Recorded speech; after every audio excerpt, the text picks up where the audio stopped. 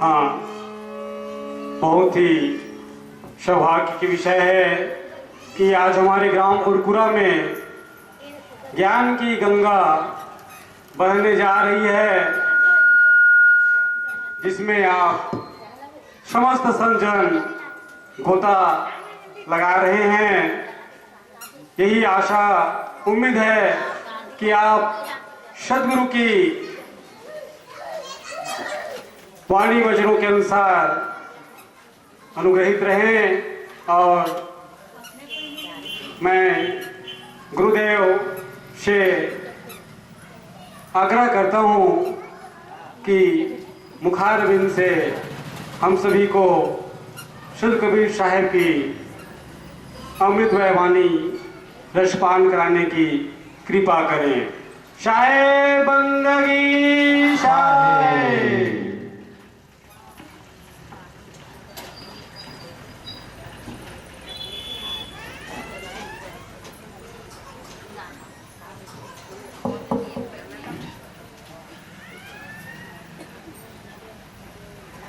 ध्यायते रूपम नमलं श्वेताम्बरं शोभितं कर्णे विकुण्डलं श्वेतशुभ्रमुकुटं हीरामणिमण्डितम् नानामालमुक्तादिशोभितगला पद्मासने स्वयि स्थितं दयावधीर्वीरसुप्रसन्नवदनं सद्गुरुं तन्नमामि।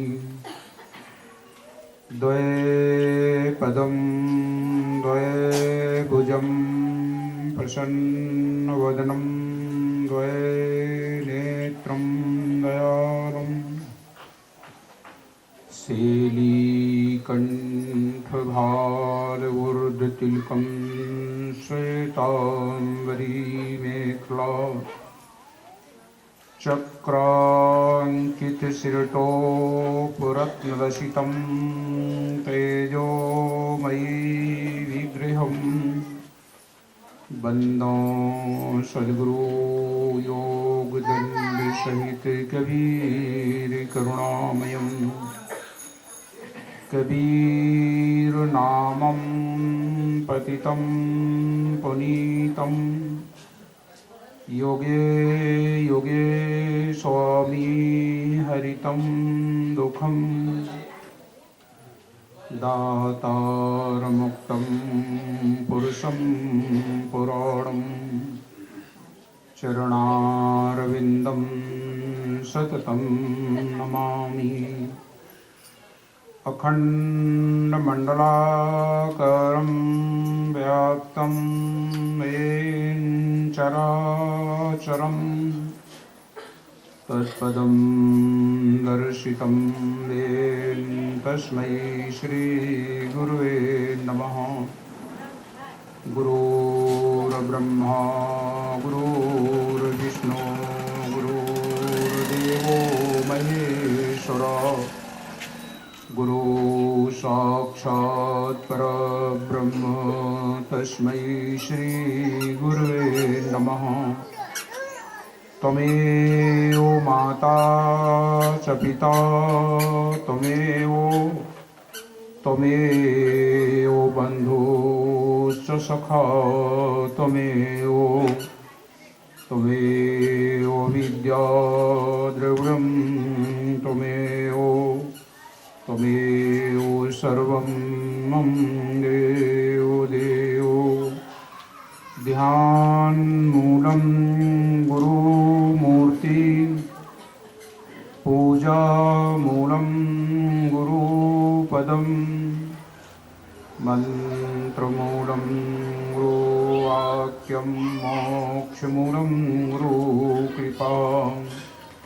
प्रथम बंदो सद्गुरु चरण जिन यगम गम लखाया गुरु ज्ञान दीप प्रकाश करि पट खोल दर्श दिखाया। जेहि कारणे सिद्ध्या पचे सो गुरु कृपा से पाया। अकहे मूर्ति अमीय सूरत ताहि न जाय समाया। बंदो पुरुष कबीर बंदो खोरस यंश को।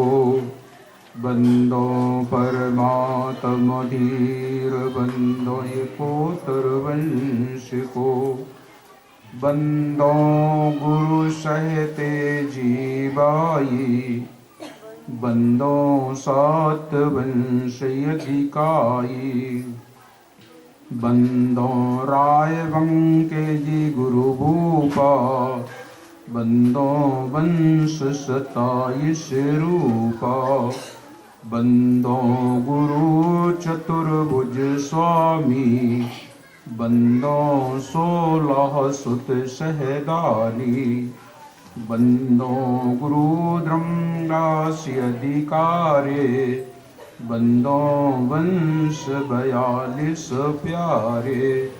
4 गुरु और 9 तमोंसा। मुक्ति करें सब जग के हंसा। चूड़ामणि है पंथ के राजा। जिनके हाथ जीवन कर काजा। वंश 42 दाया कीजे। कोटिन कोटि बंदगी लीजे। प्रणवों कोटि वारि कर जोरी। जिनकी दया विमल बुद्धि मेरी। बंदो गुरुपद कंज जरा मरण दुख नाश भव। सत्य नाम मनरंज सदगुरु दाया जाहि पर। सत्य नाम है सार बूझो संत विवेक करी। उतरो भव जल पार सदगुरु का उपदेश ये। गुरु के चरण बंदन किए मंगल सब विधि काज। सदगुरु कबीर महामहिमा वर्णन करूं राखो सदगुरु लाज। हे सदगुरु संतन रमण श्वेत कंज सुखधाम। सतसंगत प्रारंभ करूं करके तुम्हें प्रणाम। साहे बंदगी साहे। प्रातः स्मरणीय जगत वंदनीय जन जन के नायक कण कण में विराजमान सत्य पुरुष परमात्मा सदगुरु कबीर साहेब तत्स्वरूप परम पूज्य पंछी हुजूर प्रकाश मीनाम साहेब परम पूज्य पंछी उदित मीनाम साहेब के पावन चरण कमलों में कोटि कोटि बंदगी। गुरु गोस्वामी भानु प्रताप साहेब के पावन चरण कमलों में कोटि कोटि बंदगी। आज के इस पावन अवसर पर उपस्थित संतजन नेमी प्रेमी सज्जनों श्रद्धामयी भक्तिमयी ममतामयी माताओं एवं बहनों नवयुवक साथियों वसुंधरा की गोद में खेलने वाले नौनिहाल बाल गोपालों आप सभी लोगों को मेरी ओर से सप्रेम साहे बंदगी साहे। बड़े ही हर्ष की बात है कि आज आपके इस कुरकुरा में त्रिदिवसीय संत समागम समारोह का आयोजन प्रारंभ हो चुका है। अभी आप लोग सत्य नाम धुन श्रवण कर रहे थे। सदगुरु कबीर साहब की महिमा हम लोग श्रवण करेंगे। सदगुरु कबीर स्वयं सत्य पुरुष इस धरा भूमि पर चारों युगों में उनका आगमन हुआ है। सतयुग में सत्सुकृत कहलाए। त्रेता नाम मुनीन्द्र धराए। द्वापर करुणा में कहलाए। कलयुग नाम कबीर कहाए, चारों युग धर प्रगट शरीरा, माया रहित हरि सपीरा। चारों युगों में साहब का आना हुआ है और चारों युगों में उन्होंने अपना सत्यपंथ जीवों के उद्धार के लिए स्थापित किया है। सतयुग में सत्य सुकृत नाम साहब के नाम से संसार में आए। माता सहतेजी बाई को 7 वंश की गुरुआई गद्दी दिया और जीवों को उद्धार किए। त्रेता युग में मुनिंद्र के नाम से साहब आए, मुनिंद्र कबीर के नाम से संसार में आए और साहब ने चतुर्भुज नाम साहब को 16 वंश की गुरुआई गद्दी दिया। साहब इस संसार में आकर के वंश के रूप में 16 वंश तक सत्य का संदेश दिए। इसके बाद द्वापर युग आया। द्वापर युग में साहब राय बंकेजी गुरु के नाम से आए। 27 वंश की कड़िहारी गुरुआई उन्हें प्राप्त की, उनको दी गई और 27 वंशों तक साहब ने अपने सत्य पंथ का प्रचार प्रसार द्वापर युग में किया। कलयुग में सदगुरु कबीर साहब काशीपुरी में कमल के पुष्प पर समय अरुणोदय के प्रभात, विमल जल बिच पुरैन के पात, अवतरे बाल रूप मृदुगात, देख सुंदरता काम लजात, परम मनोहर रूप अति, शोभा वर्ण न जाए, उपमा कहूं त्रिलोक में, जो कोई देव लाए, मानो उदय भयो तम चीर, प्रकट भय सदगुरु सत्य कबीर। गगन मंडल से उतरे सदगुरु पुरुष कबीर, जलज माई पौड़न किए सब पीरों के पीर। ऐसे सदगुरु कबीर साहब काशीपुरी में प्रकट हुए और काशीपुरी में प्रकट होकर के जन जन को अपने सत्य का संदेश पहुंचाने लगे। सदगुरु कबीर साहब जब इस धरा भूमि पर आए थे तो उस समय धर्म के नाम पर बहुत बड़ा विवाद था। आपस में लड़ते और झगड़ते थे।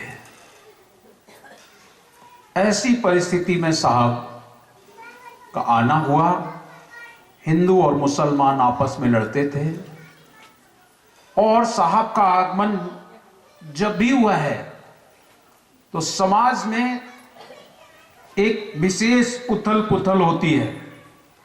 जब एक इंसान दूसरे इंसान को इंसान नहीं समझता है, कत्लेआम करता है, अशांति का वातावरण होता है, तभी सदगुरु का आना होता है। कुछ लोग पूछ लेते हैं, कह देते हैं एक कबीर पंथी जो हैं सदगुरु कबीर साहब को बताते हैं सतपुरुष हैं, लेकिन क्या इससे पहले ईश्वर नहीं था? क्या इससे पहले भगवान नहीं था? प्रिय सज्जनों, इस संसार में काल ने, माया ने सत्य को एकदम से ढक लिया है, आवरण डाल दिए। ईश्वर कभी आता जाता मरता जन्मता नहीं है। ऐसा नहीं कि आज है कल नहीं रहेगा या कल है तो परसों नहीं रहेगा। ईश्वर है, परमात्मा है, वो तब भी था, आज भी है, कल भी रहेगा। ऐसा कुछ नहीं है। लेकिन जब सत्य पर पर्दा पड़ जाता है तो स्वयं सदगुरु कबीर को इस संसार में आना पड़ता है। उनके आने का कारण आप लोगों ने सुना ही होगा। साहब के आने का कारण क्या है? सदगुरु के आने का कारण जीव दुखी देखे भव सागर, जीव दुखी देखे भव सागर, ता कारण पगुधारा है। जीवों को दुखी देखा है। आप लोग कहेंगे जितने भी महापुरुष आए हैं इसीलिए तो आए हैं, लेकिन नहीं। जितने भी महापुरुष आते हैं चाहते हैं कि समाज में समरसता हो, समाज में प्रेम हो, लेकिन आने का जो ढंग है, उनके क्रियाकलाप का ढंग है, सदगुरु कबीर साहब के क्रियाकलाप का ढंग बिल्कुल अलग है। संसार में जो भी महापुरुष आते हैं या जो भी आता है, एक महापुरुष ही नहीं, संसार में जो भी आया है उसके जीवन में या तो ये संसार में कर्मवश आता है, या भोगवश आता है, या आसक्तिवश आता है। लेकिन सदगुरु कबीर के जीवन में ना भोग है, ना आसक्ति है, और ना ही कर्म के बस में वो आते हैं। उनका आगमन केवल जीवों को सत्य मार्ग दे करके उनको निजलोक तक पहुंचाना साहब का काम है। क्योंकि सदगुरु कबीर स्वयं सत्पुरुष है और वो आ करके संसार में जीवों को उपदेश देते हैं। लेकिन ये जीव काल और माया के जाल में ऐसा जकड़ जाता है, ऐसा जकड़ जाता है कि साहब की बातें जल्दी जल्दी स्वीकार नहीं कर पाता है, इधर उधर भटकता रहता है। लेकिन साहब की बातों को सुन पाना, समझ पाना, यह सबके बस की बात नहीं है।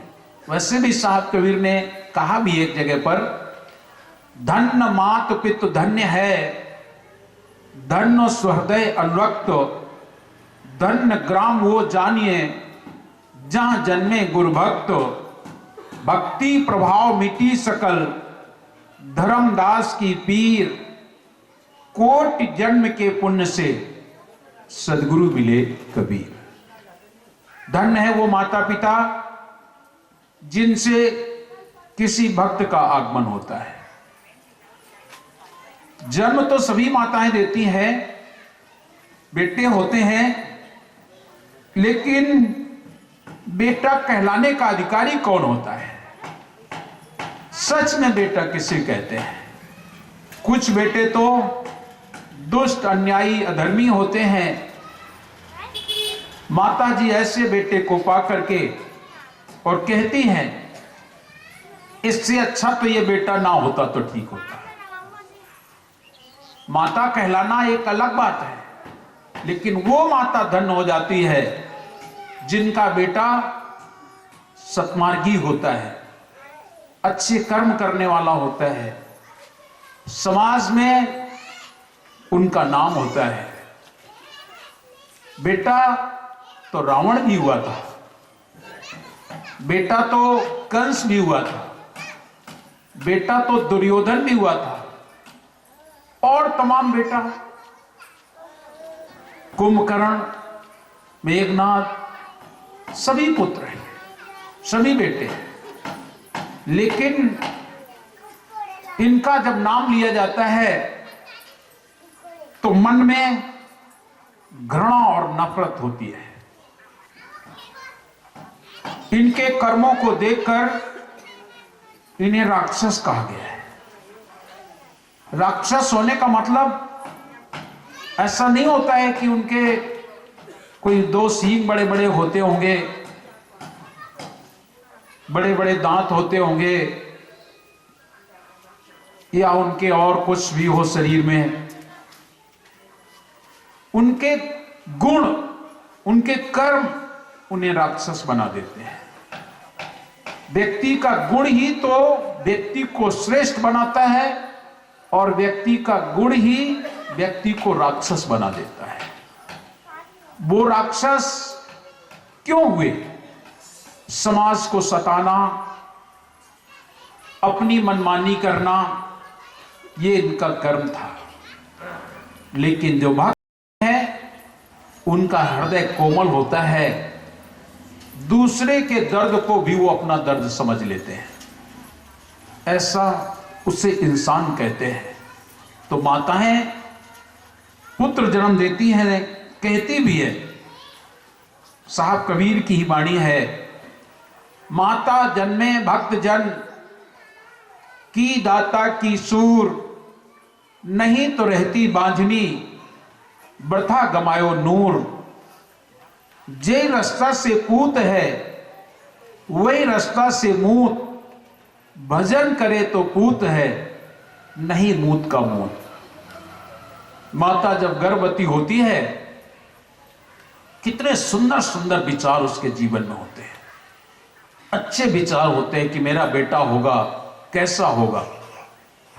अपने हिसाब से वो बच्चे के पालन पोषण की बात करती है, मैं भी अपने बेटे को ये पहराऊंगा, वो खिलाऊंगा, बड़ा हो जाएगा डॉक्टर बनाऊंगा, इंजीनियर बनाऊंगा, भक्त बनाऊंगा। बहुत मन में विचार होते हैं, अच्छे अच्छे विचार होते हैं। लेकिन वो बच्चा माता के कहे अनुसार अगर चल जाता है तो माता बड़ी प्रसन्न होती है। लेकिन वही बच्चा अगर चल करके आगे राक्षस बन जाता है, दुष्ट और अन्यायी बन जाता है, तब माता रोती है और कहती है इससे अच्छा तो ये पैदा नहीं होता, ये होते ही क्यों नहीं मर गया, जिसने हमारे कुल को कलंकित कर दिया, हमारा नाम डुबा दिया। इसलिए कहते हैं एक शब्द में, पुत्र मिले तो श्रवण जैसा, पुत्र मिले तो श्रवण जैसा, करण वीर सा दानी, गुरु मिले तो कबीर जैसा, दूध अलग कर पानी, ज्ञानी मिले मेल से मेल, कभी तकरार ना बढ़े, चाहे दुश्मन मिले हजार, मतलबी यार ना मिले। पुत्र एक हो लेकिन अच्छा हो। श्रवण कुमार का ही नाम क्यों लिया जाता है? इसलिए श्रवण जैसा कार्य करना सबके बस की बात नहीं है। बिरले लोग होते हैं जो श्रवण कुमार जैसा काम करते हैं। श्रवण कुमार के बारे में जैसा हमने सुना है,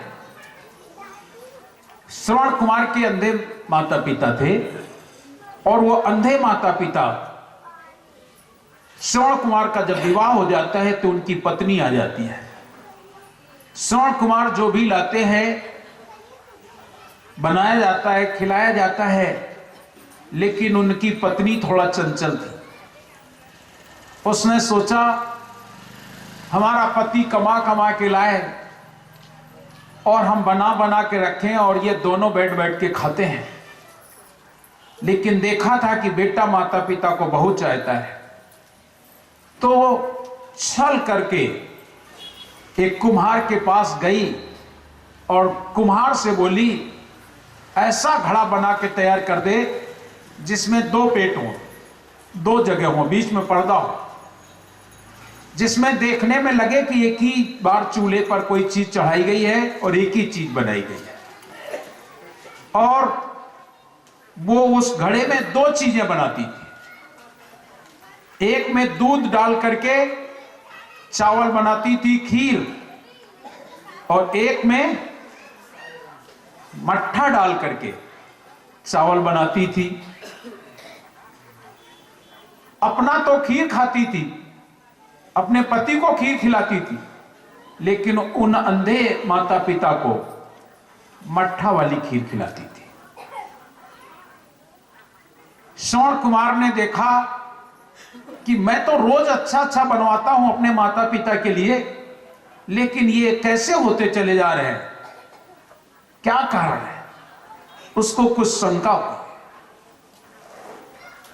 एक दिन अपने पिताजी के साथ में ही भोजन के लिए बैठा, थाल परोस करके दिए गए।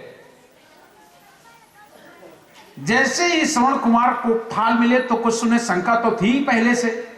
उन्होंने पिताजी वाली थाल खुद ले ली और अपनी थाल पिताजी को दे दी। और जिस समय भोजन ग्रहण किया गया तो अंधे माता पिता बोले, बेटा आज खीर बनवाई है? हाँ पिताजी। आप रोज क्या खाते थे? बोले रोज तो खट्टी महेरी, हमारे यहां उसे महेरी कहते हैं, खट्टी महेरी। सास ससुर को खट्टी महेरी, अपना खावे खीर। श्रवण कुमार को जैसे ही पता लगा और जैसे उसने मुख में डाला तो सच में वो खट्टी महेरी थी। उसी दिन उसको लगा कि मेरी पत्नी मेरे माता पिता की कदर नहीं जानती है, और उसी दिन से श्रवण कुमार अपने माता पिता की सेवा स्वयं करने लगे। और जब स्वयं करने लगे तो उन्हें लगा लाओ अपने माता पिता को हम तीर्थ घुमा दें, दर्शन करवा लाए। तीर्थों में ले जाते हैं और कहते हैं ऐसा कि अपने कांधे पर कांवर बना करके दोनों को बैठा करके ले गए। 68 तीर्थ उनको पैदल लेकर के घुमाए। उसी समय से श्रवण कुमार का नाम पूत के रूप में जाना जाने लगा। और कभी भी अगर किसी पुत्र को, किसी बेटे को आज भी माताएं आशीर्वाद देती हैं तो क्या कहेंगी? मेरा श्रवण पूत। कभी नहीं कहती कि मेरा राम, मेरा कृष्ण, मेरा ध्रुव, मेरा प्रहलाद। लेकिन कभी कोई बच्चा अगर अच्छा काम करे तो तुरंत यही कहेंगे मेरा श्रवण पूत है। श्रवण पूत है मतलब श्रवण जैसा काम करना बड़ा मुश्किल है। तो पुत्र मिले तो श्रवण जैसा, अगर पुत्र हो एक हो लेकिन श्रवण कुमार जैसा हो। पुत्र मिले तो श्रवण जैसा। और करणवीर सा दानी, जिसने कवच और कुंडल भी दान कर दिए, जान करके भी कि मेरी मृत्यु इसी से होगी, वो कवच और कुंडल भी दान कर देने वाला वो है कर्ण। पुत्र मिले तो श्रवण जैसा, करणवीर सा दानी। और गुरु मिले तो सदगुरु कबीर जैसा। उन्होंने समाज का कोई भय नहीं, निर्भय। समाज क्या कहेगी, कोई धार्मिक व्यक्ति क्या कहेगा, इसकी उन्होंने कोई परवाह नहीं की। उन्हें जो कहना था कह दिया, जो कहना था कह दिया। इसीलिए सदगुरु कबीर साहब के जो शब्द हैं वो कभी कभी लोगों को सुनने में बड़ा खराब लग जाता है, क्योंकि साहब के शब्द जितने हैं वो तीर के समान लगते हैं। और लगे ना तो जागेगा कैसे व्यक्ति? हमारे साहब सुनाते ना कि किसी को जगाना हो और माताजी लोरी सुनाएं तो क्या वो जागेगा? वो तो और गहरी नींद में सो जाएगा। तो किसी को जगाना हो तो झकझोर के ही जगाना पड़ेगा। साहब कबीर ने जो शब्द कहे वो समाज को झकझोर देने वाले कहे, समाज के व्यक्ति के दिल को दहला देने वाले कहे। और यही कारण है कि साहब कबीर के शब्दों को लोग अटपटे भी कह देते हैं। अटपट शब्द कबीर का, झटपट लखे न जाए, और जो कोई झटपट लखे तो सब खटपट मिट जाए। साहब कबीर का सच में ज्ञान ऐसा ही है कि अगर व्यक्ति के समझ में आ गया तो सारी खटपट खत्म हो जाती है। और जब तक आदमी के समझ में नहीं आता है तो भगवान के लिए, ईश्वर के लिए आदमी कहां कहां घूमता है, कहां कहां मारा मारा घूमता है। साहब कबीर कहते हैं घर की वस्तु नजर नहीं आ रही है, घर में रखी हुई वस्तु दिखाई नहीं पड़ती है और आप इधर उधर भटक रहे हो। साहब कबीर का एक बहुत सुंदर शब्द है, और देखिए जो लोग सुनेंगे उनको बड़ा खराब भी लगता है। साहब कबीर का शब्द है, मैं कई समझाऊं ये सब जग अंधा।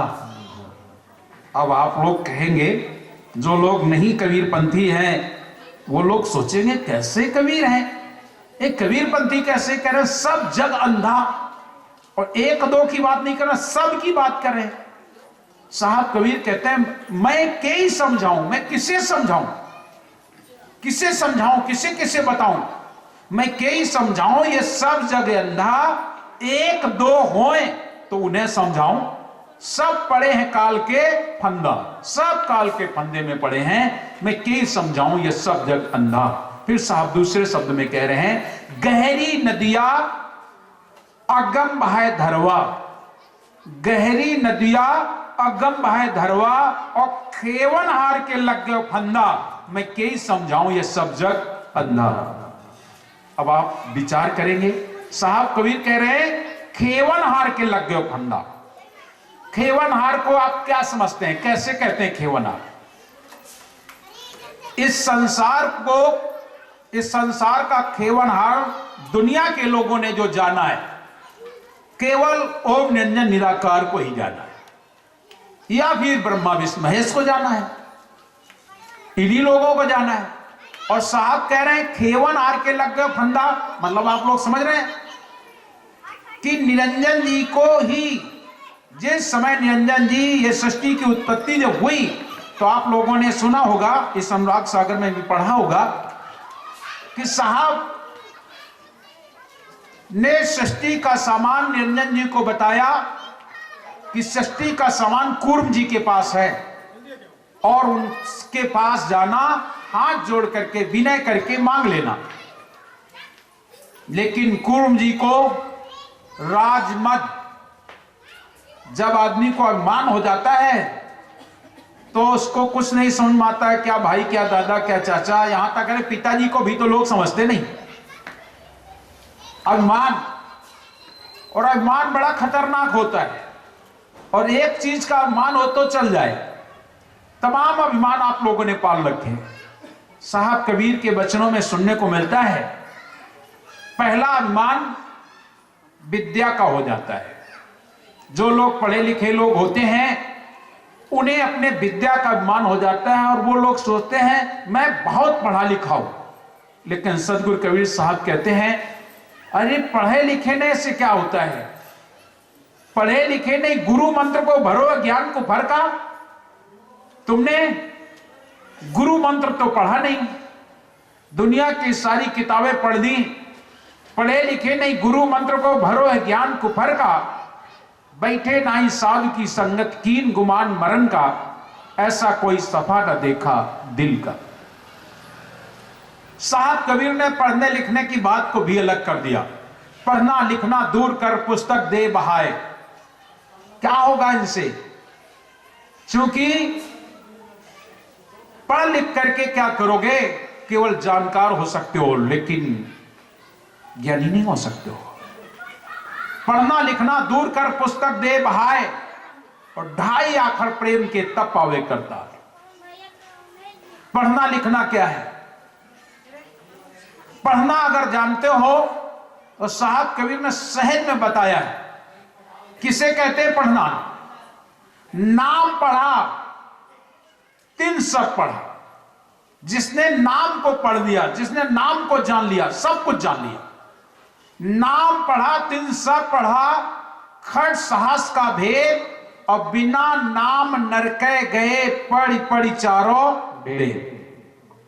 जिसने नाम को पढ़ लिया सब कुछ पढ़ लिया, और जिसने नाम नहीं पढ़ा केवल वेद शास्त्र पुराण कुरान पढ़ते रहे, याद कर लेते हैं, लेकिन उनको कुछ नहीं प्राप्त होता है। होता है क्या?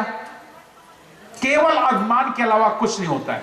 उनके जीवन में अभिमान पैदा हो जाता है, विद्या का अभिमान।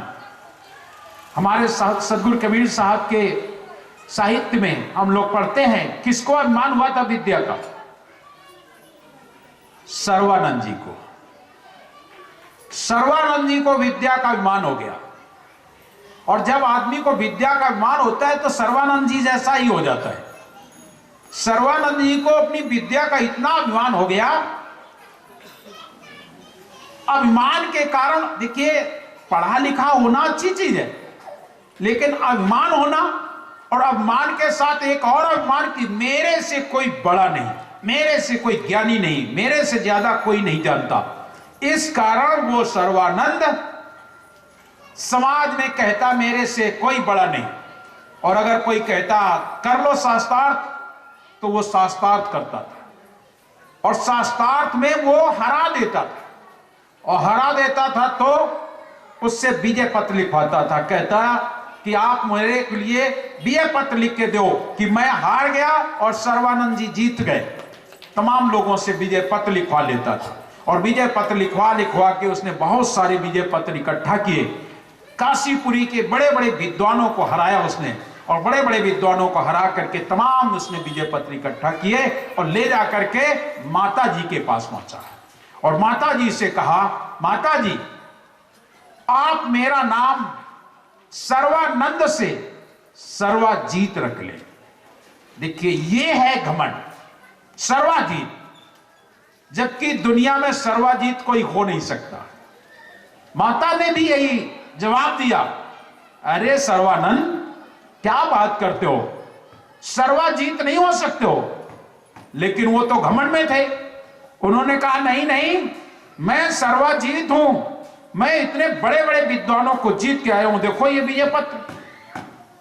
तमाम ढेर सारे विजय पत्र फेंक दिए। माता जी ने देखा, माता भी वैसी होनी चाहिए। सच्चाई यह है, माता को अगर बच्चा हमारा कहीं घमंड में बहक रहा है तो उसे रोकना चाहिए। माता जी ने भी वही किया। माता जी बोली, बेटा क्या कहता है, मैं सर्वाजीत हूं, मैंने सबको जीत लिया। तो माता जी बोली, बेटा मैं तुझे सर्वाजीत कहूं, लेकिन तुम एक लोगों को केवल जीत के आ जाओ, बस तुम्हारा नाम सर्वाजीत रख देंगे। किसको जीत के आना है? बोले तुम केवल काशीपुरी में एक महाराज, एक संत, एक सदगुरु, जिनका नाम सदगुरु कबीर है, उन्हें जीत के आओ। उसने सुन रखा था कि कबीर पढ़े लिखे नहीं है, उनको बैठो वो जो है सर्वानंद मन में विचार करता है मैं सर्वाजीत हो गया हूं। माता जी कहती है अगर जीत के आना है तो एक सदगुरु कबीर को जीत के आओ। सर्वानंद ने सुन रखा था कि कबीर तो अनपढ़ है, और आज आप लोगों ने भी सुन रखा होगा कि कबीर अनपढ़ है। क्यों भाई, आप लोगों ने यही तो सुना होगा। सच में बताओ, अच्छा आप लोगों ने यही सुना है कि नहीं सुना है? आप लोगों ने भी यही सुना होगा कि कबीर अनपढ़ है। लेकिन मेरे एक बात समझ में नहीं आती है, कबीर अनपढ़ है? अनपढ़ किसे कहते हैं जाना है आज तक? अनपढ़ कहते किसे हैं? आज तक आपने ये कभी विचार किया कि अनपढ़ किसे कहते हैं? और केवल सदगुरु कबीर को अनपढ़ कहा जाता है, जबकि सदगुरु कबीर के समय में बहुत सारे संत थे, एक नहीं अनेक। उस समय संत परंपरा थी। अरे उनके गुरुदेव रामानंद जी संत थे, रामानंद जी के गुरुजी रामानुजाचार्य संत थे, संत रविदास जी उस समय संत थे। उस समय ना जाने और कितने संत, पीपादास, मलूकदास, जाने कितने संतों की परंपरा चली, दलीराम जी साहब संत।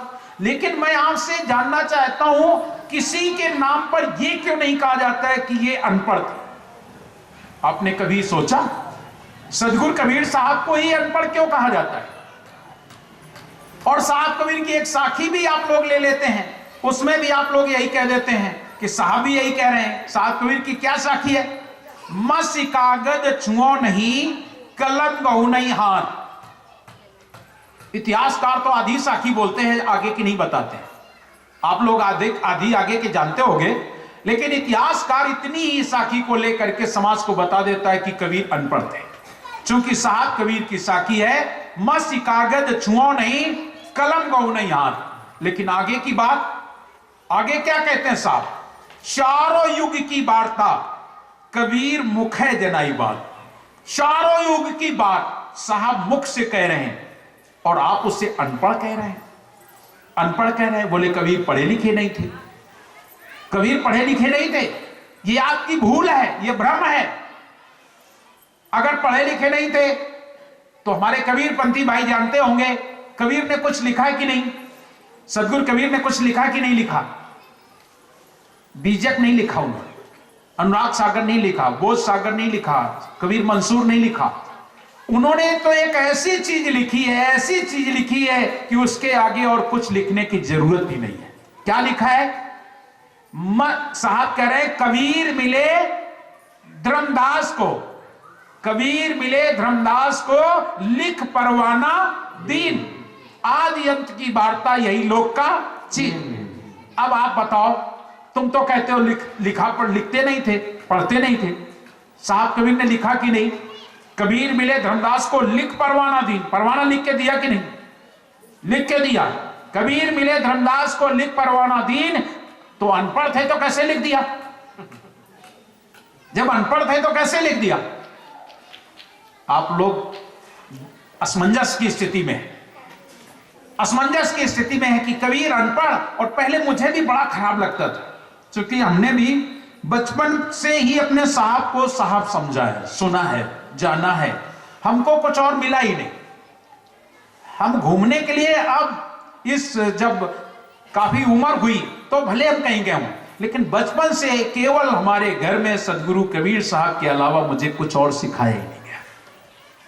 सदगुरु कबीर साहब की ही हम लोग आरती करते थे, पूजा करते थे। हमारे यहाँ संध्या पाठ होता था, गुरु महिमा पाठ होती थी, और साल में 1 बार, 2 बार, 3 बार, हो सकता 4 बार गुरुजी पहुंच जाते थे, संत जन आते थे तो उनकी पूजा होती थी, उनके चरण धोते थे, चरणामृत प्रसाद मिलता था। बचपना था, कुछ नहीं समझते थे। लेकिन जब बड़े हुए, जब हम बाहर निकलना शुरू किए, तो जब हम साहब की बात करें तो लोग कह रहे अरे वो तो अनपढ़ थे, वो तो अनपढ़ थे। और एक उनके नाम पर चलती, वो जुलाहा थे। तो कभी कभी बड़े मन में ठेस हो जाती थी कि लोग कैसी बात करते हैं कि कबीर अनपढ़ थे। अरे साहब कबीर के एक शब्द का अर्थ तो दे पाने में दुनिया असमर्थ है। दुनिया मतलब केवल हम ये नहीं कह रहे कि कुछ लोग, साहब कबीर के शब्द का, एक शब्द का अर्थ तो दुनिया लगा नहीं सकती, और उनको कहती है अनपढ़। तो मुझे भी बड़ा बुरा लगता था कि कबीर साहब अनपढ़। ये लोग कह रहे कबीर अनपढ़ थे। जब हम पढ़े लिखे, कुछ मेरे सामने भी वो समस्या हुई, तब हमने सोचा कि कबीर अनपढ़ कैसे। एक आध बार बैठक में ये बातें हो गई।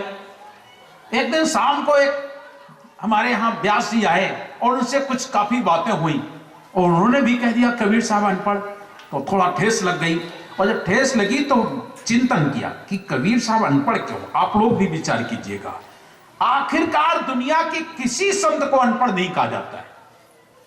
आप लोग मुझे बताओ, किसी संत को, गुरु नानक देव जी को अनपढ़ कहा जाता है? नहीं कहा जाता है। आचार्य महावीर स्वामी को अनपढ़ कहा जाता है? नहीं। दयानंद सरस्वती को अनपढ़ कहा जाता है? नहीं कहा जाता है। अरे भैया, एक नहीं जाने कितने बड़ा हर संत की मैं बात करता हूं। और उस समय में कोई यूनिवर्सिटी तो हुआ नहीं करती थी, कोई विद्यालय नहीं होते थे। क्यों विद्यालय होते थे? कोई विद्यालय नहीं होते थे, कोई यूनिवर्सिटी नहीं, कोई कॉलेज नहीं होते थे। उस समय सभी लोग गुरुकुल में पढ़ते थे, ज्यादातर गुरुजन ही पढ़ाते थे। तो साहब कबीर तो सर्वानंद जी के आश्रम में रहे, तो सारे लोग पढ़ गए, फिर साहब कबीर क्यों नहीं? साहब कबीर क्यों नहीं? क्यों अनपढ़ कहा जाता है? एक दिन मैंने चिंतन किया। मेरा जो हम आपको बता रहे हैं, मेरा खुद का चिंतन है, और आप लोग भी चिंतन करें। अनपढ़ किसे कहा जाता है? अनपढ़ का मतलब लिखना पढ़ना नहीं होता है। केवल अनपढ़ उसका मतलब नहीं कि लोग अंगूठा लगाते हो उसे अनपढ़, पहले यही होता था, भले अंगूठा छाप, ऐसी बात है ना, लोग अंगूठा छाप कहते थे, अंगूठा छाप। और आज तो हर आदमी अंगूठा छाप हो गया। क्यों भाई, आप लोग राशन लेने जाते हो तो अंगूठा लगाते हो कि नहीं? ऑफिस में जाते हो तो अंगूठा लगाते हो कि नहीं? तो सभी अनपढ़ हो गए कि नहीं? सभी अनपढ़ हो गए। कोई भी कार्यालय में जाओगे अंगूठा लगाया जाएगा, सब अनपढ़ हो गए हो। अरे अनपढ़ का मतलब अंगूठा छाप नहीं होता भाई मेरे, अनपढ़ कुछ और है। और साहब कबीर को जो अनपढ़ कहा जाता है, इसका खूब बहुत बड़ा रहस्य है। आज तक हम नहीं समझते थे, लेकिन अब मेरे समझ में आया कि साहब कबीर ही अनपढ़ क्यों। अरे उनके शिष्य धनी रामदास जी साहब, वो पढ़े लिखे, उनको नहीं कहा जाता धनी रामदास जी साहब अनपढ़ थे। जागू साहेब अनपढ़ थे, भागू साहेब अनपढ़ थे, सूरत गोपाल अनपढ़ थे, ऐसा नहीं कहा जाता है। केवल एक सदगुरु कबीर अनपढ़ थे। आप लोग विचार कीजिए, क्यों? कौन है अनपढ़? कैसा है अनपढ़? अनपढ़ का मतलब होता है अनपढ़ा, बिना पढ़ा लिखा, बिना पढ़ा हुआ।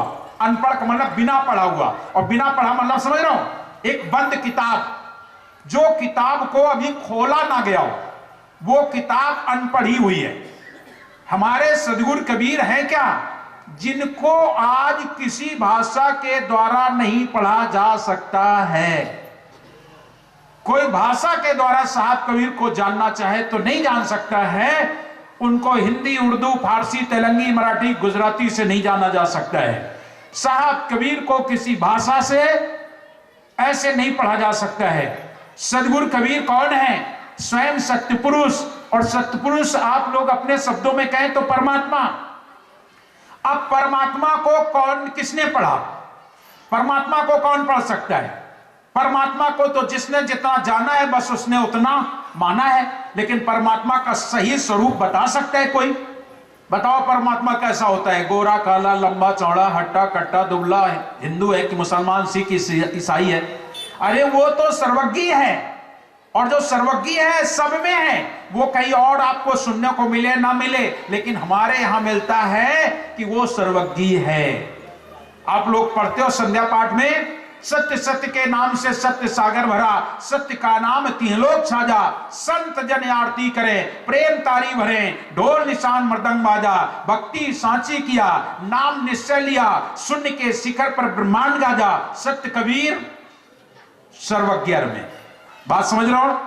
साहब के लिए यह बात आई, सत्य कबीर सर्वज्ञ में। इसलिए साहब कबीर को हिंदू, मुसलमान, सिख, ईसाई सब, और हमारे कबीर पद में सबकी बात भी है। हमारे कबीर पद में मुसलमानों को भी समझाया गया है। हमारे कबीर पद में जो जैन लोग हैं इनको भी समझाया गया है। हमारे यहाँ कबीर पद में सिख धर्म के बहुत सारी बातें उनको भी समझाया गया है। कबीर पद एक ऐसा है जहां पर सबकी बात की जाती है। आप लोगों ने सिख धर्म के बारे में गुरु नानक देव जी की बात सुनी होगी, तिल घोंटक ताड़ी लगी, नाना दरिया तीर, और नानक की संशय मिटी, सदगुरु मिले कबीर। वाह वाह गुरु पूरा है, नानक चरणों का धूरा है, सिर वाहे गुरु, वहां पर मंत्र हुआ सिर वाहे गुरु, सिर वाहे गुरु। तो सिख धर्म को भी हमारे कबीर पद में बताया जाता है। समझ रहे हो कि नहीं? और मुसलमानों के लिए तो बहुत समझाया जाता है। मुसलमानों के लिए तो एक नहीं जाने कितनी बातें मुसलमानों की, और जाने कितने मुसलमान लोग साहब कबीर के परम भक्त हो गए। उस समय, आज की तो छोड़ दो, जिस समय मुसलमानी साम्राज्य था उस समय पर मुसलमान लोग साहब कबीर के परम प्रिय शिष्य हुए। कौन कौन से हुए? आप लोग उनके नाम जानते होंगे। सबसे पहले तो इब्राहिम बादशाह। इब्राहिम बादशाह के पास छोटी मोटी राजा नहीं, छोटा मोटा राजा नहीं था। कितना बड़ा राजा था? 16,000 रानियां थी उसके, 16 सहस्र सहेलरी, और तुरी 18 लाख घोड़ों की फौज थी। 16 सहस्र सहेलरी, तुरी 18 लाख, और साईं तेरे कारने छाड़ा शहर बलक। उस बलक शहर में साहब गए और 17 बार समझाया, एक दो बार नहीं, इब्राहिम को 17 बार समझाया। और इब्राहिम के यहां ही साहब कबीर का नाम बंदी छोड़ पड़ा। साहब कबीर का नाम बंदी छोड़ रखने वाला इब्राहिम है। जिस समय जेल से सारे संतों को छोड़ा दिया, सारे संतों ने यह बात कही, अरे बंदी छोड़, बंदी छोड़, बंदी छोड़। जिन्होंने बंधन से छुड़ा दिया हो, उस समय पर समझ लो एक मुसलमान राजा हो और संतों को जिसने कैद कर रखा हो, उनके बंधन को छुड़ाने वाले सदगुरु कबीर साहब, उनको बंदी छोड़ कहा गया, इब्राहिम बादशाह। इसके बाद आ जाओ दिल्ली का सबसे बड़ा राजा बादशाह, जिसे हम लोग कहते हैं सिकंदर। सिकंदर लोदी उस समय का बहुत बड़ा राजा था, बहुत बड़ा बादशाह था। सिकंदर को साहब ने अपने चरणों का सेवक बना लिया। सिकंदर को आया था साहब कोई परीक्षा लेने, लेकिन खुद साहब के चरणों का सेवक बन गया। जलन की बीमारी से परेशान था सिकंदर को, जलन की बीमारी हो गई थी। जलन की बीमारी से परेशान, बड़े बड़े वैद्य, बड़े बड़े डॉक्टरों ने उसकी दवा नहीं कर पाई। अंत में लोगों ने कहा, अरे कम से कम किसी की दुआ भी तो ले लो। तो बड़े बड़े संतों के पास जाए। किसी ने बताया काशीपुरी में बड़े बड़े संत रहते हैं, वहां जाओ। तो काशीपुरी में जाने लगा। जहां जाने किन किन के पास गया, यहां तक कि रामानंद जी के पास भी गया। रामानंद जी के पास गया तो रामानंद जी किसी का मुंह नहीं देखते थे, किसी मुसलमान का मुंह नहीं देखते थे। उस समय बड़ा विचित्र प्रथा थी। तो जैसे ही वो पहुंचा सिकंदर रामानंद जी के सामने, तो मुंह घुमा लिया। एक बार नहीं, दो बार, कई बार घुमा लिया।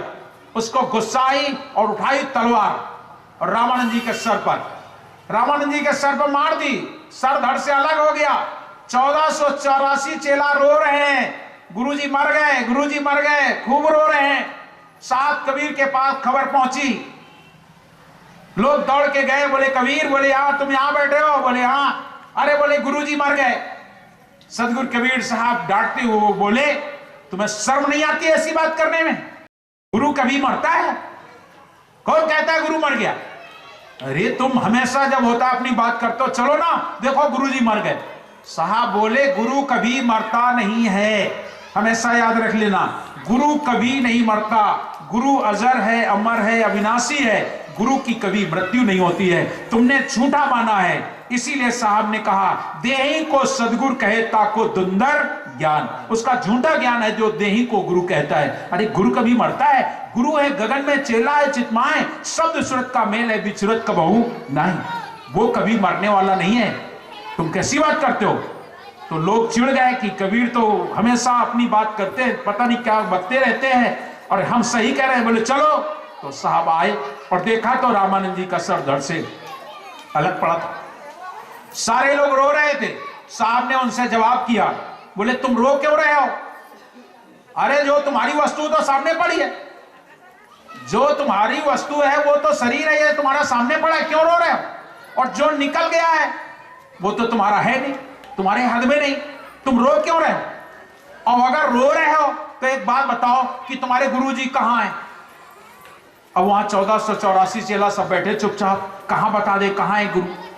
1484 चेला चुप। साहब बोले अपने गुरु को देखो कहां है। नहीं कोई बता पाया।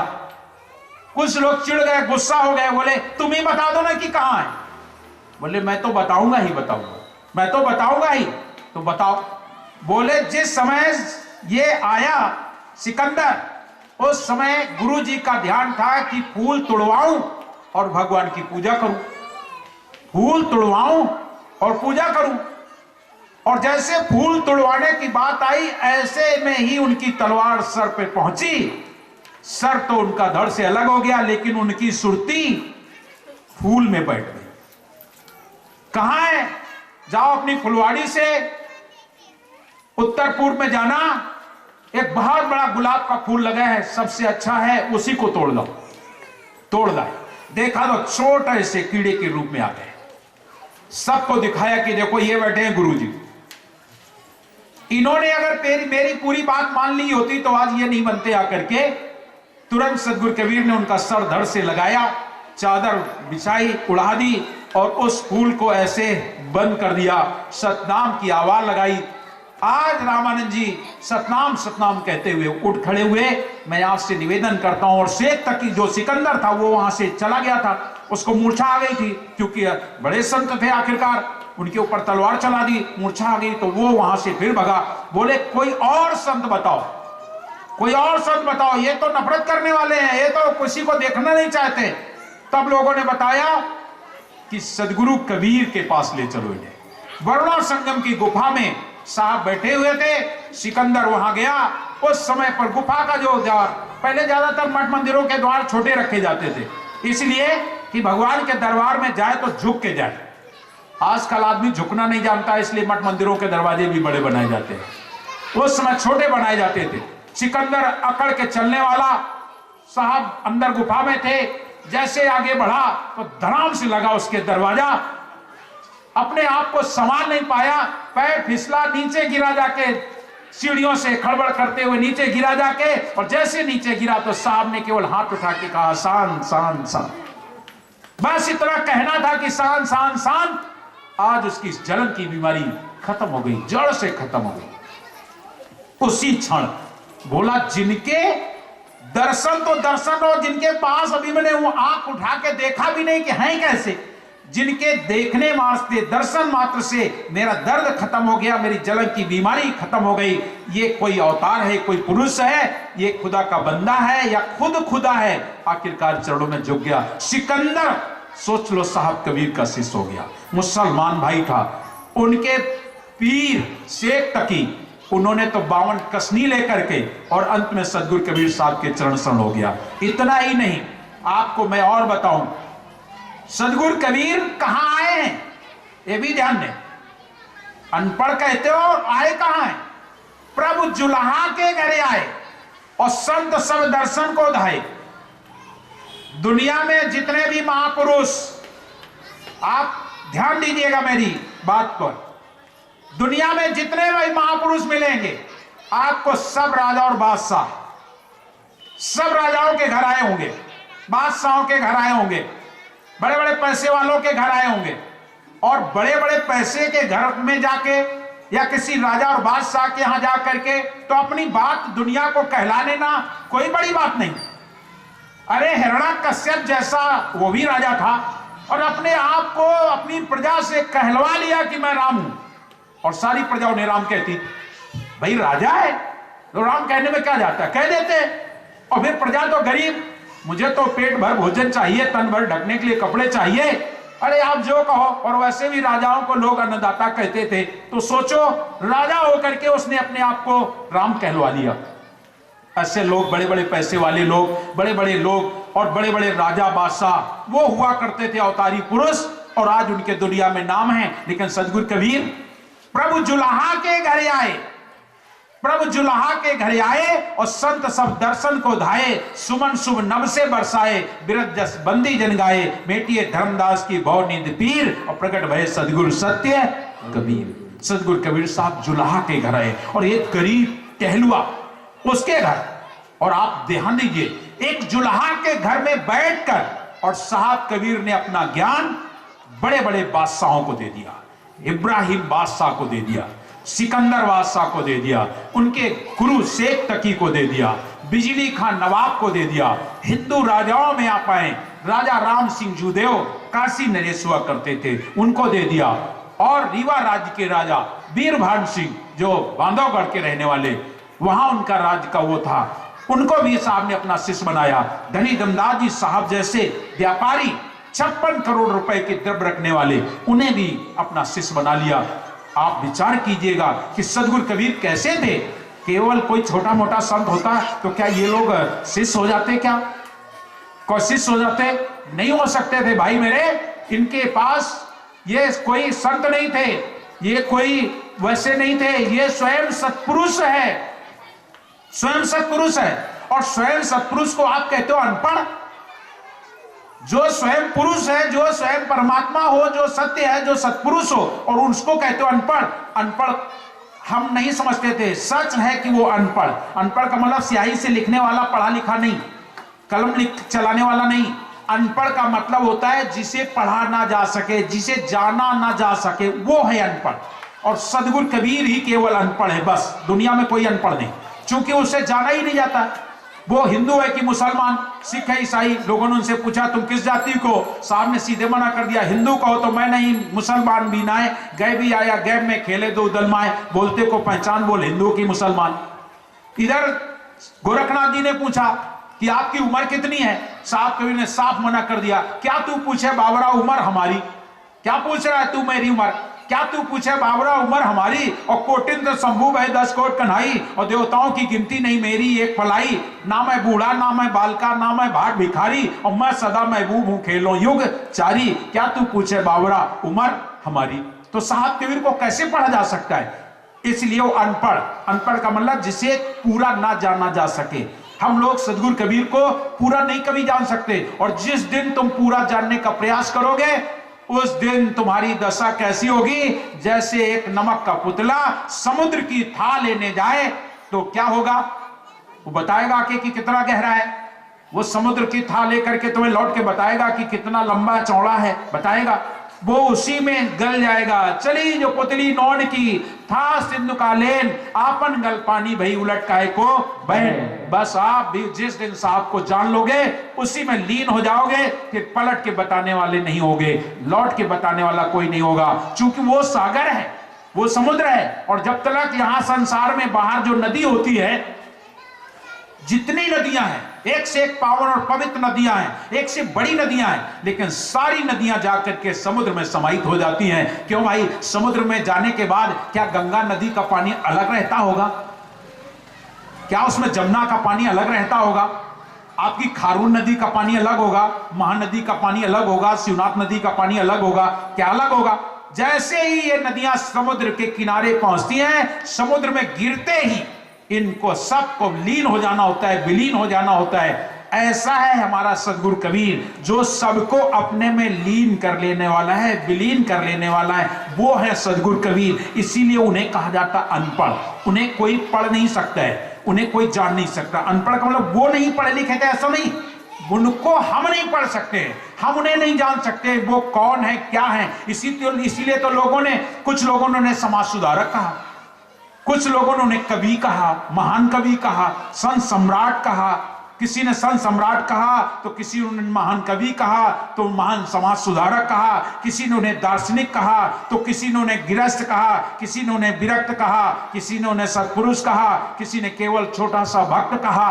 अरे आपके दृष्टि में जो आया, जिसने जितना जाना है बस उसने उतना माना है। और क्या कर सकते हो आप? उनको जब पूरा देख नहीं सकते हो, पहचान नहीं सकते हो, तो कुछ लोग जिनकी जैसी दृष्टि थी उनको वैसे दिखाई पड़े। बाकी सदगुरु कबीर एक ऐसे पुरुष है जो सत्य कबीर सर्वज्ञ रमे। सर्वज्ञ, कोई ऐसी जगह नहीं जाना वो सत्य कबीर सर्वज्ञ रमे, भजो सत्य नाम का रंग करा जाओ। फिर साहब आगे उसी में कहते हैं, कबीर हम दीन दुनी दरवेशा। हम एक दीन के अंदर है। दीन माने सबसे दीन, सबसे गिरा हुआ, सबसे छोटा, सबसे खराब। कबीर हम दीन दुनी दरवेशा। हम एक दुनी और दरवेश के अंदर भी। कौन है? मैं ही हूं।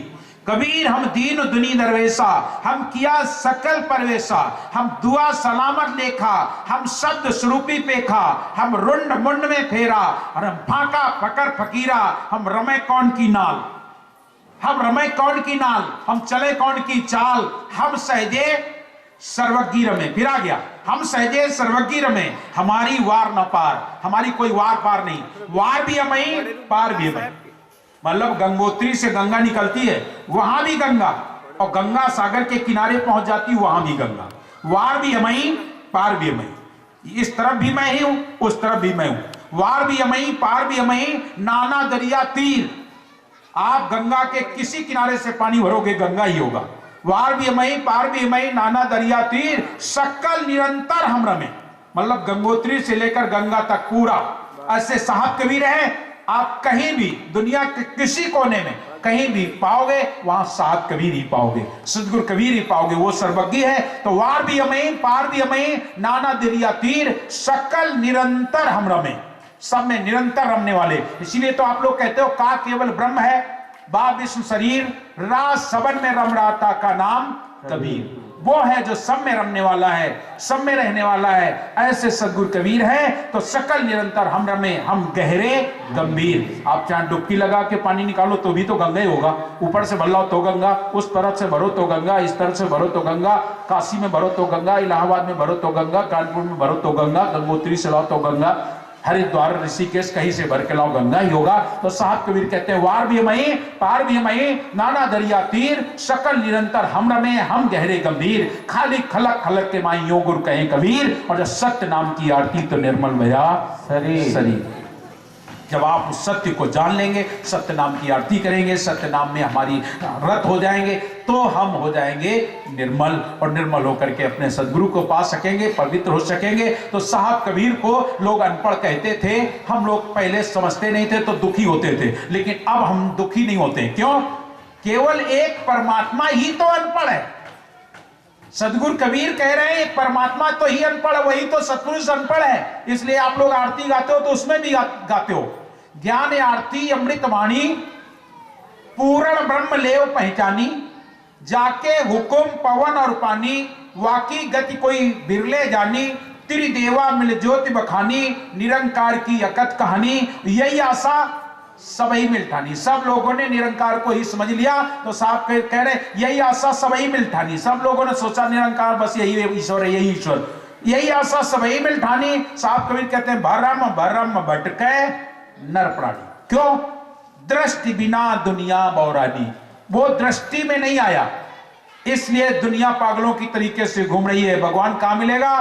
बद्रीनाथ, केदारनाथ, रामेश्वर, जगदीश, द्वारिका, इधर उधर भटक रहा है, घूम रहा है, परेशान, भटकते भटकते परेशान हो जाता है। और जब पूरा भटक जाता है, जब उसको कोई राह नहीं मिलती है तब वो आता है सदगुरु के शरण में, और जब सदगुरु के शरण में आता है तो साहब कबीर कहते हैं मोको कहां ढूंढे बंदे, मैं तो तेरे पास में। अरे तू जिसको ढूंढता था, इधर उधर भटक रहा था, वो तो तेरे पास है। मोको कहां ढूंढे बंदे, मैं तो तेरे पास में। ना मंदिर में, ना मस्जिद में, ना एकांत निवास में, ना मैं क्रिया कर्म में रहता, नहीं योग संन्यास में। अरे मोको कहां ढूंढे बंदे, मैं तो तेरे पास रहने वाला हूं, और तू कहां ढूंढ रहा है?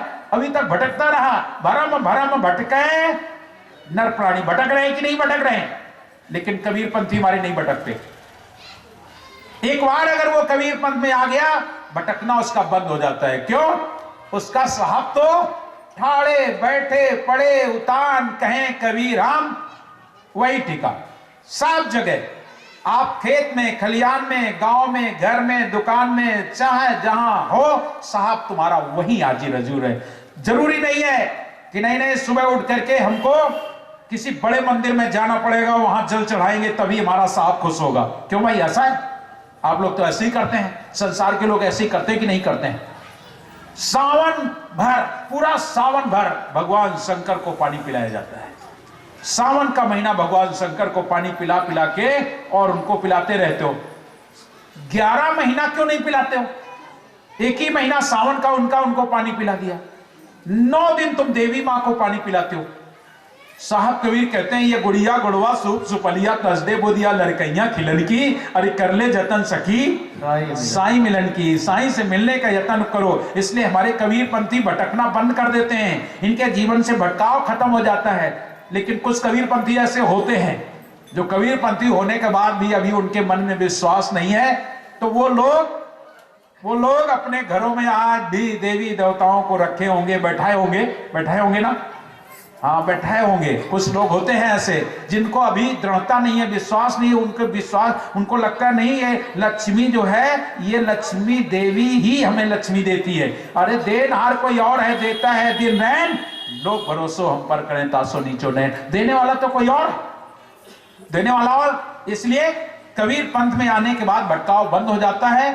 अगर आप सच्चे मन से सदगुरु कबीर को जान लेंगे, भटकना बंद हो जाएगा। हमारे साथ कबीर ने भटकना बंद कर दिया। भरम भटके नर प्राणी, क्यों? दृष्टि बिना दुनिया बोरानी। अगर परमात्मा दृष्टि में आता तो हम लोग मान लेते कि हाँ यहां है। दृष्टि में कोई भी आदमी अगर मिल जाता है, आप क्यों किसी से मिलना है, हजूर प्रकाश में नाम सबसे मिलना है, इसमें कहां है? दामाखेड़ा में। आप चले जाओ, दर्शन हो जाए, आपका भटकना खत्म। आपको मालूम था कि यहाँ है, अरे आज नहीं मिलेंगे, कल नहीं मिलेंगे, परसों नहीं मिलेंगे, बैठा रहूंगा, किसी ना किसी दिन मिल जाएंगे। अरे नहीं दर्शन होंगे, निकलेंगे तभी दर्शन हो जाएंगे। लेकिन तुम्हें मालूम तो है कि वो यहाँ है, लेकिन जिसे मालूम ही नहीं कि वो कहाँ है, वहां कहां ढूंढोगे जा? तो इसलिए तुम भटकते रहोगे। बद्रीनाथ, केदारनाथ, रामेश्वर, जगदीश, द्वारिका, इधर उधर मारे घूमते रहो, क्योंकि तुम्हें तो मालूम ही नहीं कि वो कहाँ है, वो मालूम ही नहीं कहाँ है, इसलिए आप भटकते रहोगे। तो साहब कबीर कहते हैं ज्ञान आरती अमृत वाणी पूर्ण ब्रह्म लियो पहचानी। पूर्ण ब्रह्म, उसको पहचानो। उसको पहचानने के लिए, जानने के लिए, भागने के लिए कोई जरूरत नहीं है। पूर्ण ब्रह्म लियो पहचानी, जाके हुक्म पवन और पानी, वाकी गति कोई बिरले जानी। और त्रिदेवा मिल ज्योति बखानी, ये तीन देवता ज्योति तक का दर्शन कराते हैं। त्रिदेवा मिल ज्योति बखानी और निरंकार की अकत कहानी। और यही आशा सब ही बिलठानी, भरम भटके नर प्राणी। दृष्टि बिना दुनिया बौरानी, दृष्टि में नहीं है इसलिए दुनिया पागल घूम रही है, दुनिया नहीं देख पा रही है। दृष्टि बिना दुनिया बौरानी और साहेब छाड़ जम हाथ दिखाने। साहब को छोड़ करके लोग जम के हाथ ही जाएंगे, कोई और रास्ता नहीं, कोई और उपाय नहीं। साहेब छाड़ जम हाथ दिखानी। साहब कह रहे हैं सकल सृष्टि हम ही उत्पानी। साहब कबीर कह रहे हैं सकल सृष्टि हम ही उत्पानी, शील संतोष दया की खानी। अरे सुख सागर में करस नाना, निर्भय पावो पद निर्वाणा। और कहे कबीर कोई संत सुजाना, जिन जिन शब्द हमारो माना। ज्ञान आरती अमृत वाणी पूर्ण ब्रह्म लेव पहचानी। जिस दिन हम पूर्ण ब्रह्म पहचान लेते हैं, हमारा सारा का सारा भ्रम खत्म हो जाता है। ईश्वर को ढूंढने के लिए भटकना नहीं है, साहब कबीर के शब्दों में पहचान लेना है। और सदगुरु कबीर स्वयं सत्पुरुष है। आज उनको आप लोगों ने अनपढ़ कह दिया, वो अनपढ़ नहीं है। और आप लोग कहो तो लिखा पढ़ी नहीं करते, तो लिखा पढ़ी भी करते हैं। चूंकि लिख के दिया है, कबीर मिले धमदास को लिख परवाना दीन, लिख करके दिया ना। लेकिन आप लोग फिर कहो भ्रम में पड़ जाओ, कहो लिखा हो तो कलम से ही लेकर के लिखा होगा, है ना। और उन्होंने लिखा क्या? कबीर मिले धर्मदास को लिख परवाना दीन। परवाना में लिखा क्या था? वेद, शास्त्र, भागवत, गीता, रामायण, क्या लिखा है? कबीर मिले धर्मदास को लिख परवाना दीन, आदि अंत की वार्ता यही लोक का चिन्ह। क्या लिख के दिया है? आदि अंत की वार्ता। आपको दिल्ली जाना है और जब दिल्ली जाते हो तो रायपुर से टिकट कटवाते हो और उस टिकट में लिखा होता है रायपुर और टू दिल्ली। दिल्ली लिखी है ना, केवल दो ही शब्द लिखे हैं, एक तरफ रायपुर, दूसरा दिल्ली, दो। आदि और अंत लिखा है पूरा। और बीच में आप चाहें तो हर स्टेशन को देखते चले जाए। आपकी इच्छा है हर स्टेशन देखो। यहां रायपुर से निकलो तो दुर्ग मिलेगा, राजनांदगांव मिलेगा, नागपुर मिलेगा, या और कहीं से निकल जाओ, झांसी भी आगे मिलेगा, आगरा मिलेगा। आप कहीं से भी निकल के जाओ तो आपकी इच्छा है आप देखते जाओ तो देखते जाओ, और नहीं तो आप बैठो आराम से। आपको आदि से अंत तक पहुंचाने वाला, मतलब सत्यलोक, मृत्युलोक से सत्यलोक तक, बीच में जो भी आप चाहें तो देखते जाएं, और नहीं तो सीधे सत्यलोक जाना है तो आराम से बैठो मस्त, कोई जरूरत नहीं भटकने की। बात समझ रहे हो ना? साहब कबीर क्या कह रहे हैं? कबीर मिले धर्मदास को लिख परवाना दी। परवाना में लिखा है आदि अंत की वार्ता। आदि और अंत, संसार के प्रारंभ से और संसार के अंत तक की सारी बातें उसमें लिखी हैं। कबीर मिले धर्मदास को लिख परवाना दीन, आदि अंत की वार्ता यही लोक का चिन्ह, ये लोक का चिन्ह है। और वो है कैसा, कैसे लिखा गया? ये आप लोगों ने तो अगर टिकट लोगे तो उसमें स्याही से लिखा होता है रायपुर दिल्ली लिखा होता है, लेकिन साहब कबीर वाले में क्या लिखा है? बिना मसीह की लेखनी, बिना मसीह की लेखनी और बिना अंक को छाप, और कहें कबीर धर्मदास से सो है वंश के पास। वो कहां मिलेगा? टिकट कहां मिलेगी आपको? और कहीं मिलेगी भी नहीं। हाँ, याद रख लेना, टिकट ऐसा नहीं होता कि आपकी किराना की दुकान में यहां मिल जाएगी। क्यों? दिल्ली जाने के लिए टिकट यहां किराना की दुकान में मिलती होगी, दारू के ठेके में मिल जाती क्या? किसी लोहा वाली इस्पात लोहा की दुकान में मिल जाएगी? उसको लेना है तो स्टेशन पर ही वहीं जाना पड़ेगा, और या आरक्षण केंद्र जहां बना दिए गए वहां जाओ तो टिकट मिल जाएगी। बाद बाकी हर जगह नहीं मिलती है। ऐसे ही तुम्हें वो टिकट, साहब की टिकट कहां मिलेगी? बिना मसीह की लेखनी, बिना अंक को छाप, और कहें कबीर धर्मदास से सो है वंश के पास। वंश हमारा स्टेशन है, वहां जाओगे तो सतलोक की टिकट मिलेगी, या वंश गुरुओं ने जिन्हें बताया है कि इनके पास जाओ वहां भी मिल जाएगी। हमारे वंश गुरुओं ने कड़िहार बनाए हैं, कड़िहारों के पास वो टिकट आपको मिल जाएगी, मिल जाएगी। तो कबीर मिले धर्मदास को लिख परवाना दीन, और परवाना कैसा लिखा गया? बिना मसीह की लेखनी और बिना अंक को छाप, कहें कबीर धर्मदास से सो है वंश के पास। वो वंश गुरु के पास है। उस परवाना को अगर आपको लेना है तो वंश गुरु के पास जाना होगा, और उस परवाने में कुछ और नहीं लिखा होता है। उसमें कुछ लिखा नहीं होता है कि हम लोग उसे पढ़े कि रामायण लिखी है, कि गीता लिखी है, कि वेद की शास्त्र की पुराण की कुरान, कुछ नहीं लिखा है। उसमें आदि से अंत की सारी बातें लिखी हैं। केवल वेद पुराण नहीं लिखे हैं, कुरान नहीं लिखी है, सब कुछ, कुछ भी नहीं छोड़ा गया, सब कुछ आदि से अंत तक सब कुछ लिखा हुआ है। आप किसी भी स्टेशन पर उतर जाओ, टीटी ये थोड़ा कहेगा कि यहां क्यों उतर गए हो, और आपसे टिकट दिखाए पूछेगा तो आपको टिकट दिखा दीजिए, टिकट दिखा दीजिए। आपको यह भी नहीं कहेगा कि आप स्टेशन पर नहीं घूम सकते हो, आप घूमिए, क्योंकि आपके पास टिकट तो रायपुर से दिल्ली की है। और आगे आप उतर गए राजनांदगांव में, पता लगे गाड़ी आधा घंटा खड़ी हो गई, आप आराम से राजनांदगांव उतरो, घूमो फिरो, देखो, कुछ खरीदना हो खरीदो, खाओ पियो, आराम से खाओ पियो, फिर आके बैठ जाओ, फिर आके बैठ जाओ। तो वो स्टेशन मास्टर आपको वहां से निकाल नहीं सकेगा, क्योंकि टिकट तुम्हारे पास है। ऐसे साहब कबीर की जो टिकट है वो वंश गुरुओं के पास है, और वो टिकट जब तुम ले लोगे, संसार के किसी स्टेशन पर उतर जाओ, घूमो फिरो, आराम से देखो सुनो, और फिर आ जाओ।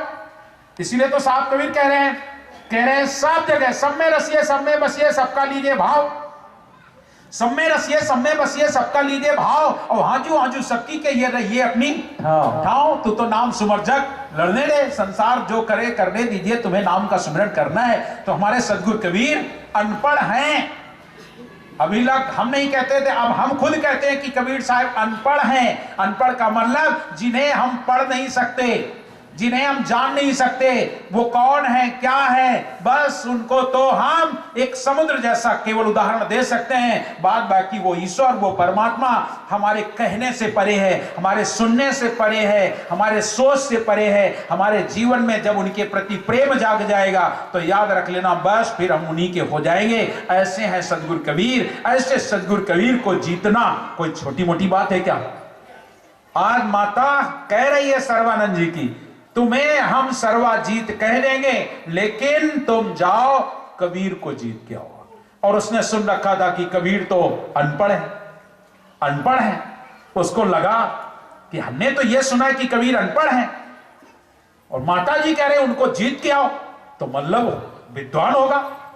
और विद्वान है तो पता नहीं कितना विद्वान हो, क्या क्या उनको आता हो। तो उन्होंने अपना बैल के ऊपर तमाम पुस्तकें जितनी उनके पास थी, जितनी थी, सब लाद ली। और लादने के बाद चल दिया। बोले अगर कहीं भूलने लगेंगे तुरंत किताब निकालेंगे, देख के बता देंगे। चल पड़े वहां से। और जब चल पड़े तो सदगुरु कबीर तन की जाने मन की जाने घट की जाने चोरी, और वह साहिब से का छिपी है जाके हाथ में डोरी। सदगुरु कबीर ने देखा, बताओ ये मुझे जीतने आ रहा है। साहब कबीर देख रहे हैं कि ये मुझे जीतने आ रहा है। सदगुरु कबीर बोले अभी तुम्हें बताते हैं तुम मुझे कैसे जीतने आते हो। सर्वानंद जी जैसे काशीपुरी में घुसे हैं, घुसने भी नहीं पाए। ऐसा चमत्कार किया, ऐसा चमत्कार किया कि सर्वानंद जी को प्यास लग गई। इतनी तेज प्यास लगी है, इतनी तेज प्यास लगी है, ऐसा लगता है कि अगर अभी मुझे 1 मिनट पानी नहीं मिलता है तो मेरे प्राण पखेरु उड़ जाएंगे। इतनी तेज प्यास। क्यों भाई इतनी तेज प्यास और कभी किसी को लगती है क्या? अरे प्यास लगती तो आसानी से लगती है कि और मिल जाए, थोड़ी देर में और ले लेंगे, चलो और आगे मिल जाएगा। उनको तो इतनी तेज प्यास लगी है, अभी तुरंत पानी चाहिए।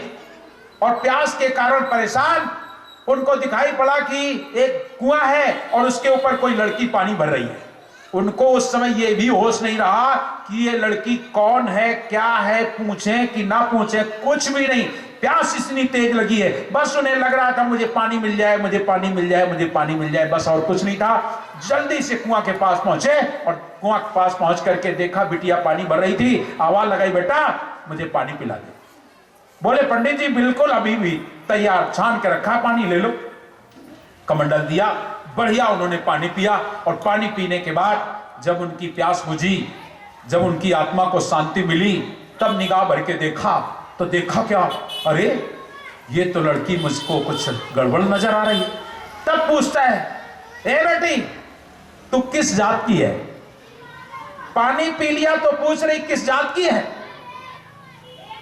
तो कमाली कहती है अभी प्यास के कारण मरे जा रहे थे तब नहीं पूछा कि किस जात की हो। अरे जाति पूछना तो पहले पूछ रहे थे, अब पानी पी लिया और अब पूछ रहे हो किस जात के हैं, अभी तक नहीं पूछा।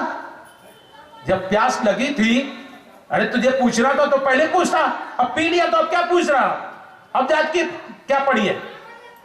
सर्वानंद जी चुप हो गए। देखिए सदगुरु कबीर के एक शिष्य से सर्वानंद हार गया कि नहीं? हार तो यही हो गई, यही हार गया सर्वानंद कि पानी पीने के बाद जात पूछ रहा है। एक शिष्य से हार गया, लेकिन फिर भी अकड़ है, घमंड है उसे। हम बहुत बड़े पढ़े लिखे हैं, इसलिए पढ़े लिखे होने का घमंड, और दूसरा जाति से भी मैं उत्तम हूं, ब्राह्मण कुल में जन्मा हूं, दो घमंड हो गए। तो हुआ ये, कहने लगा तो ऐसा करो, हम कबीर के यहां जाना चाहते हैं, हम कबीर से मिलना चाहते हैं। सोचने लगी कमाली, ये लगता है कोई घमंडी ब्राह्मण है, पानी पीकर जात पूछता है और कह रहा है साहब कबीर के पास जाना है। ये कभी नहीं पहुंच पाएगा साहब कबीर के पास। कमाली से पूछ रहा है वो पंडित, कहता है एक बात बता, कहां मिलेंगे कबीर, हमें कबीर से मिलना है। कमाली ने जवाब दिया, अरे पंडित जी तुम नहीं जा सकोगे वहां, तुम वहां नहीं पहुंच सकोगे। बोले क्यों? बोले वो बहुत दूर रहते हैं। कहां रहते हैं कुछ बताओगे? वहां कमाली ने साखी बनाई और बताया क्या, कबीर का घर शिखर पर, जहां सिलहली गैल अब पाँव न टिके पिपीली का, और तुम तो लादे हो बैल। कबीर का घर शिखर पर जहां सिलहली गैल, पाँव न टिके पिपील का, और खलखल ना दे बैल। तुम बैल लाद क्या है, वहां कहां जा सकोगे, वहां तो चींटी का पैर नहीं टिकता है। ऐसा घर है, ऐसा घर है साहब का, ऊंचा घर है। आप लोग भी कहते हो ऊंचा महल अजब रंग बंगला, साईं की सेज जहां लगी है फूलन की, कर लो जतन सखी साईं मिलन की। कहां है हमारे साहब का घर? हाँ, ऊंचा महल है, अजब रंग बंगला है, ऊंचा महल अजब रंग बंगला, साईं की सेज जहां लगी है फूलन की, कर लो जतन सखी साईं मिलन की। हमारा साहब का घर बहुत ऊंचे है। उसने पूछा क्या तुम कबीर को जानती हो? बोले सदगुरु कबीर हमारे गुरु हैं, मैं तो जानती हूं। तो बोले तुम जानती हो? तो सोचने लगा अब तो जाना भी नहीं पड़ेगा, मेरा बात यही बन जाएगी।